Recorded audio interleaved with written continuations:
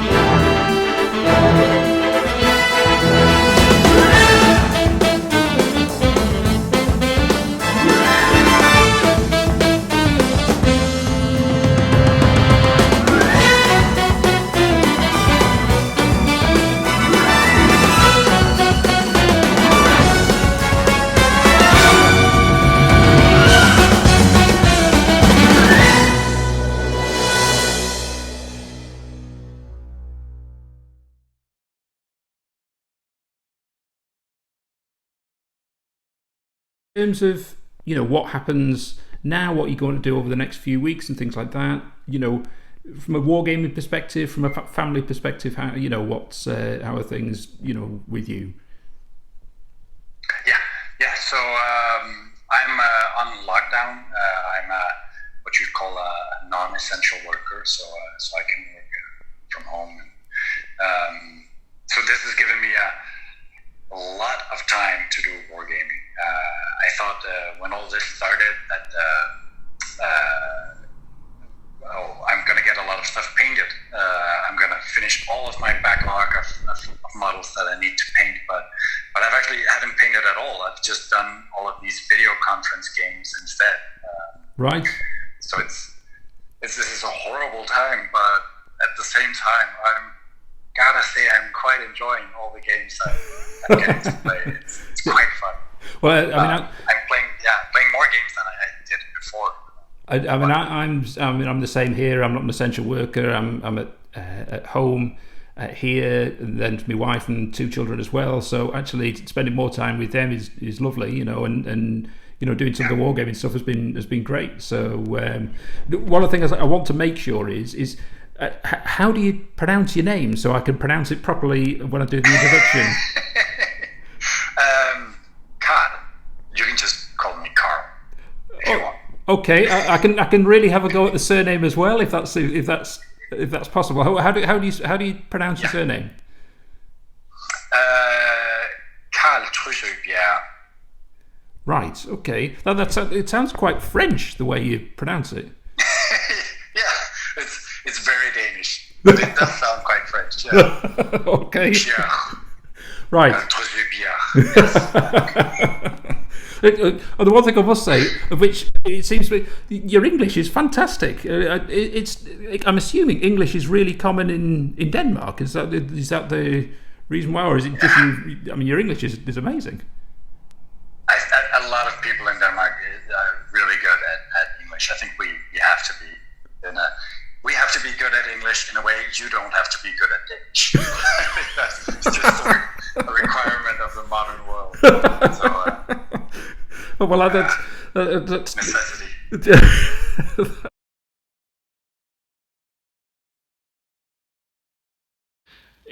To start off, I'll just say when I've got what I'm doing with Wargaming World, it's just me. So the whole thing is because I've been really into war games for 30, 40 years, but where I am because of work and things like that, then naturally, you just don't have time and what have you.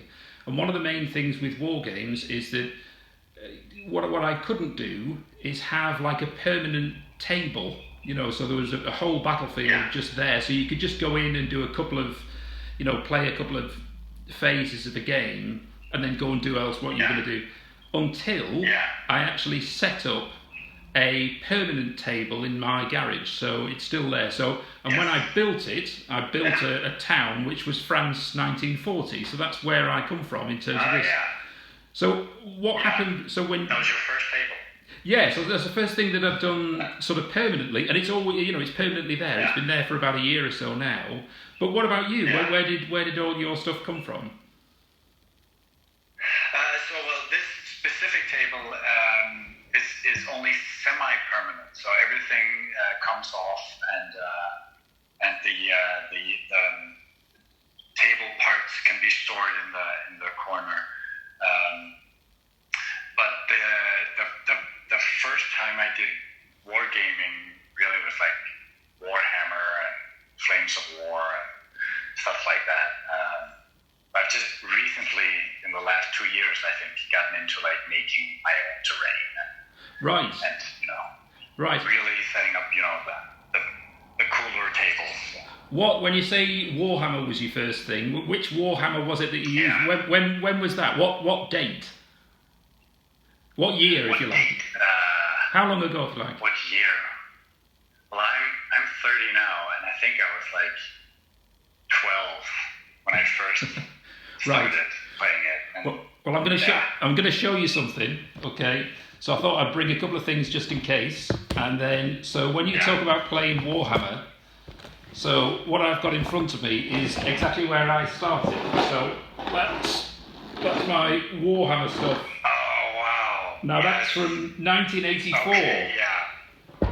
So that's the second edition of it, and that's the first ever compendium. That's from That's like 1981, I think. So. That is good stuff. So that's the very first of their things.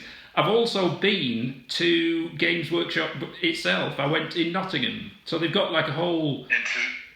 So where they. Warhammer World. Yeah, essentially, yeah. So where they did all Citadel miniatures and things like that. So I went there and I had a day there, just sort of. It's like a fantasy land, being able to go and see it, and it was. And they had huge, right outside the building. They've got it's like a 40k huge figure. You know what I mean? Like about 20 feet tall. It was honestly that was just fantastic. And I mean, I had quite a few, from sort of like it was the 1980s. So it was. I had a few armies, loads of friends from school. So obviously, when I was in the teens, we were playing stuff like that, and that was great. And then I left from where I lived, and then moved where I live now. And ultimately, I mean, that was the thing.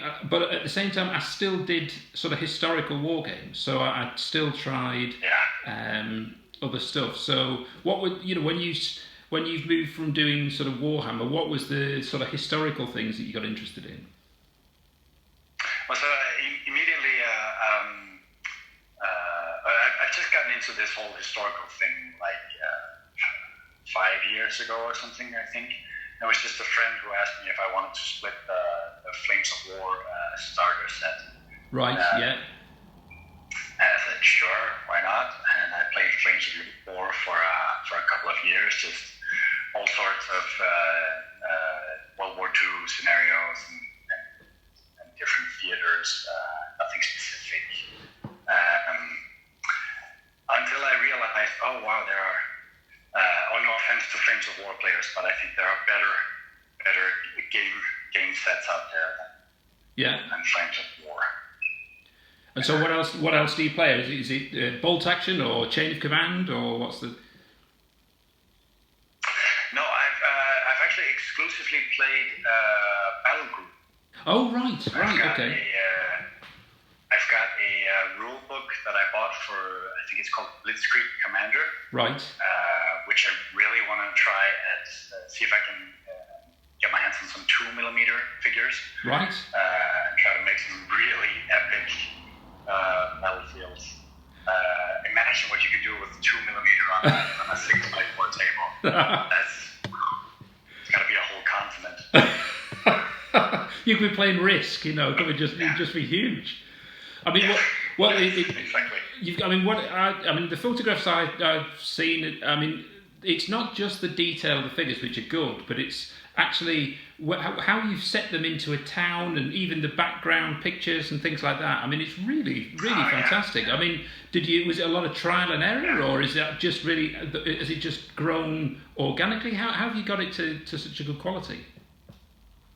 Well, so this table is something I decided that I wanted to make something as permanent in a sense, or semi-permanent. Obviously, be able to pack away, but I wanted to make something where it's where everything is actually made and cut exactly for that position, so that you would not be able to move the houses around and get any other sort of layout. It's that fixed layout, but that layout would be so dynamic, or would be able to support many different kinds of games. I just decided that's what I wanted to do, because I think that's the only way, or one of the only ways, that you can get a high enough level of detail. Yeah. It's when stuff is sort of permanent. Yeah, I know what you mean. When I put together mine, I originally thought it's just going to look the same. So that was it. So I set up like a road system, and I thought this is going to be it. But then I thought, once I started playing a number of Wargames on it, I then thought, actually, it's all the same. So I then thought, well, I deconstructed it and started to make multiple things. But I think you're right. I think in terms of the actual detail you can put in, and the personal bits to it, that really, it's on the photographs in particular, it's those personal little tiny details that make the massive difference, because it just makes you think there's real thought gone into that. And of course I love having friends over and play, not now, of course, during lockdown, but before then I love having friends over, and when they notice that kind of stuff, it's always the best. Yeah. When they go, oh, there's a tiny painting hanging inside one of the rooms. Of course, all that stuff is thrown out the window once you start doing these video conference games, because that sort of detail is that disappears.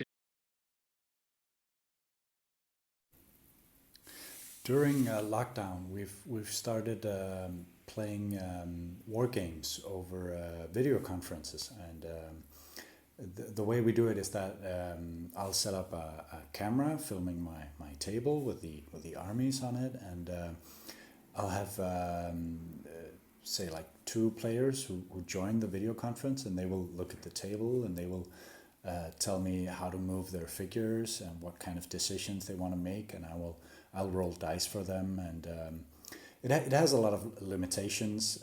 It can be difficult to see what's going on the table, and I'll move the camera around for them. But I also think it works quite well, and I'll certainly recommend it to anyone who misses wargaming in these lockdown days.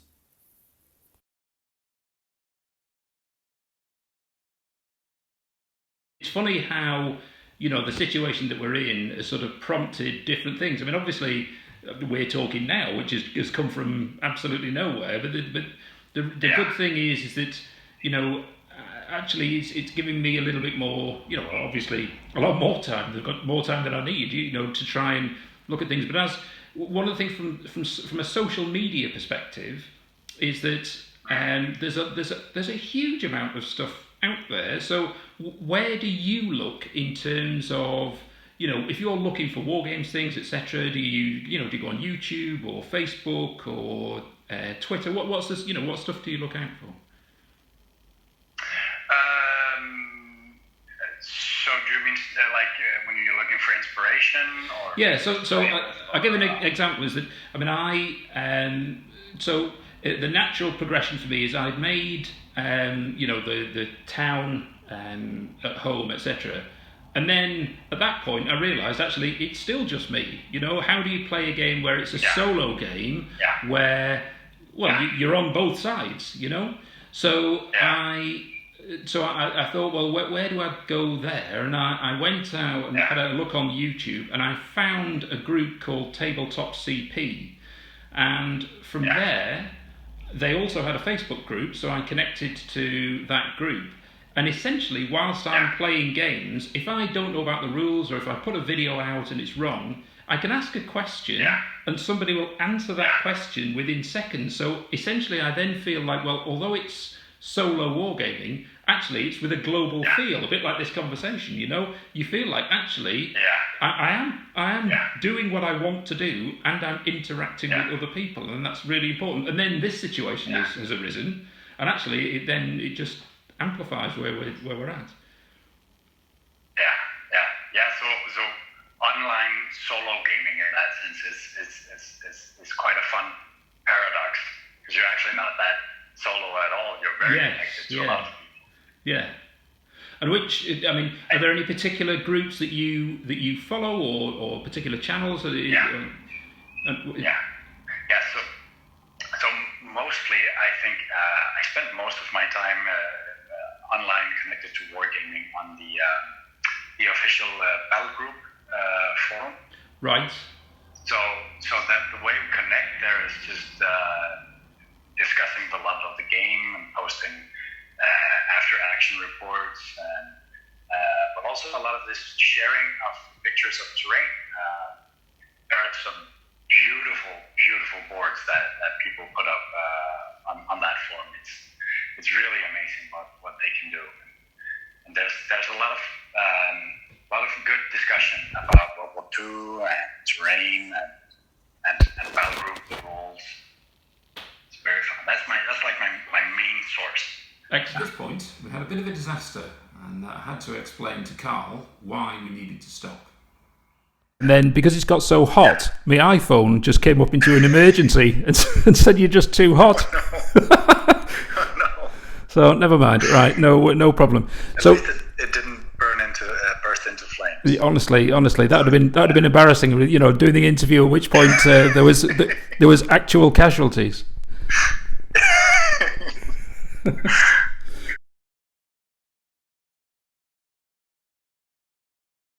Raid video. Oh, right. What did you think? That was really good. It's really good. One is that you have a good voice for narrating this sort of stuff. It's not unpleasant to listen to. So that's a good bonus. That's good. The other is your pace, which I think is really good.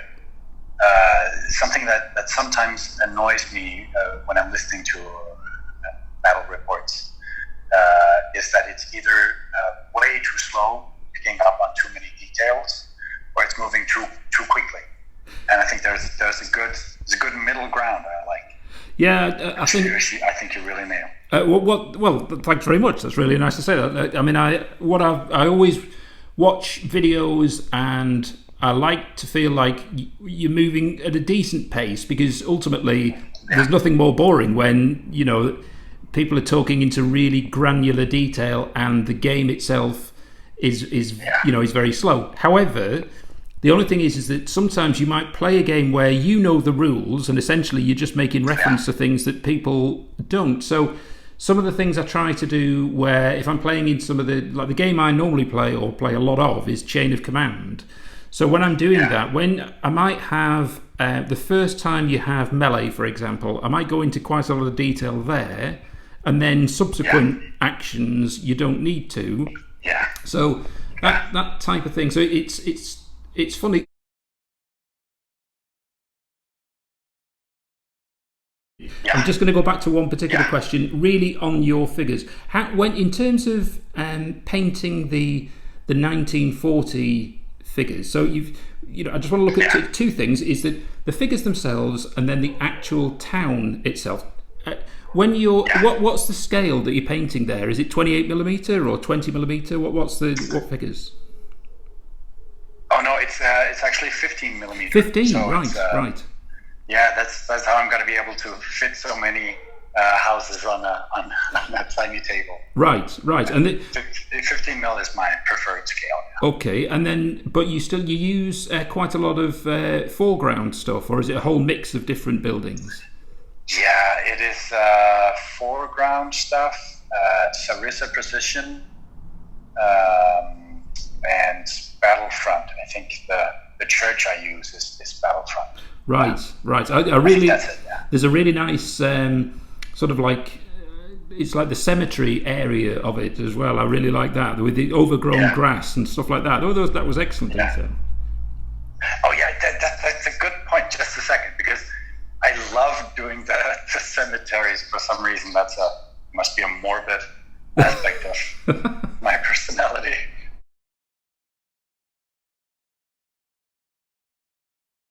This has been a really, really good conversation. I really appreciate your time.